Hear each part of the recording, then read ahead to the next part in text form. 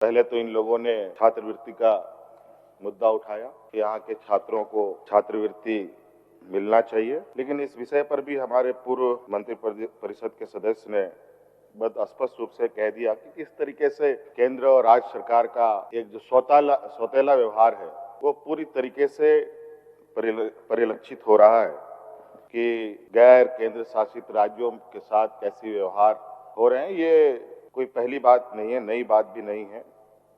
इससे पहले से भी हम लोग इस बात को अनुभव कर रहे हैं। इसलिए विपक्ष को बिल्कुल कोई भी सवाल उठाने से पहले मुझे लगता है पहले इनको अपने गिरेबान में झांकना चाहिए और अपने कथाकथित जो इनके आला नेता हैं उनके साथ विचार विमर्श करना चाहिए। उसके बाद सवाल वो करे तो कोई समझ में भी आता है। अध्यक्ष महोदय, आज राज्य के होनहार बच्चों के लिए, हमारी आने वाली पीढ़ी के लिए सरकार दिन रात मेहनत कर रही है। ना हम उनके हक अधिकार को छीनने में, ना उनको शिक्षा से वंचित करने में हम लोगों का ना कभी कोई विचार रहा, ना कोई ऐसी कार्य योजना रही। बल्कि इनके कार्यकाल में आप देखेंगे तो इन लोगों ने कई एक स्कूलों को भी बंद किया, कई एक बजटों में इन लोगों ने कटौती करी।